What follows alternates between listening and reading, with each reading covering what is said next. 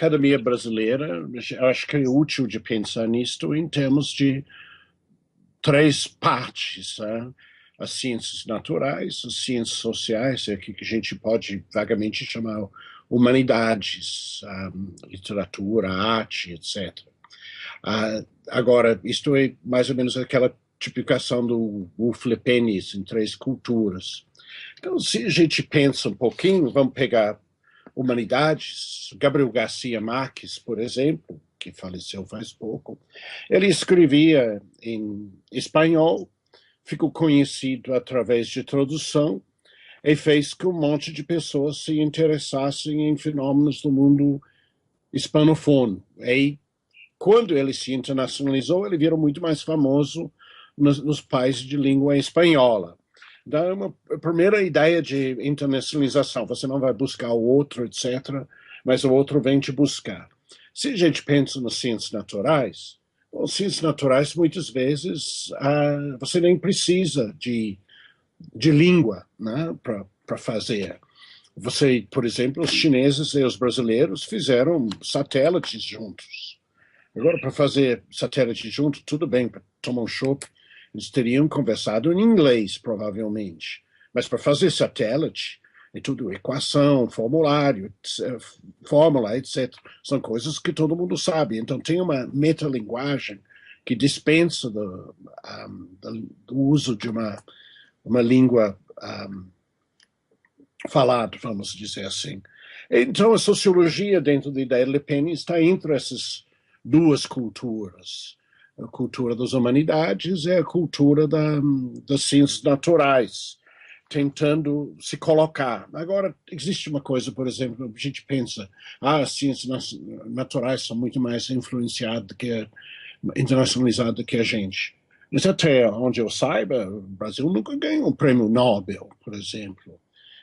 Embora que o prêmio Nobel da nossa área, que o prêmio Klug, dado nos Estados Unidos, isto foi concedido a um brasileiro. Então, pelo menos, que Fernando Henrique Cardoso ganhou, eu acho que o ano passado. Então, isto mostra que, de alguma maneira, houve algum tipo de reconhecimento que as ciências naturais não tiveram ainda. Então, essa ideia é realmente uma primeira ideia. A gente tem, obviamente, vários casos de grande sucesso nas ciências. A gente pode pensar mais na nossa área. Paulo Freire, por exemplo, conhecido no mundo inteiro. Celso Furtado, a própria teoria da dependência, Fernando Henrique, etc. E depois vamos lá no sector agribusiness. Tem um monte de pesquisadores agrícolas de agricultura brasileira que são muito famosos mundialmente, Oswaldo Cruz, etc. Então a gente tem coisas que têm um certo sucesso. Nas ciências naturais não tem os obstáculos que tem nas ciências naturais, nas ciências sociais, desculpa, mas pelo visto ainda tem obstáculos que estão bastante fortes. Por exemplo, nas ciências naturais, eles estão tentando fazer revistas em inglês para suprir esse lacuna. Ciências sociais têm essa ideia, existe na ciência política, que eu acho uma ideia meio estranha, mas é isto.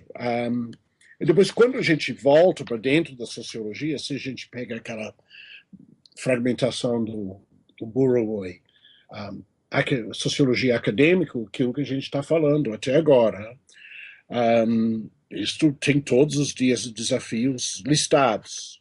Os desafios são de troca de aluno, de trazer a bibliografia internacional e fica bastante atualizado, e de ter uma influência no mundo. Acho que internacionalização são pelo menos essas três coisas. Influência no mundo, provavelmente que todo mundo entende. Temos que colocar a coisa, mas eu acho que internacionalização é mais complexa. Então, a sociologia acadêmica tem esse lado, esses três faces. Burawoy tem uma coisa que ele chama de sociologia pública, que normalmente é local. Ele fala sobre os dilemas e os debates num país, numa região, num distrito, etc.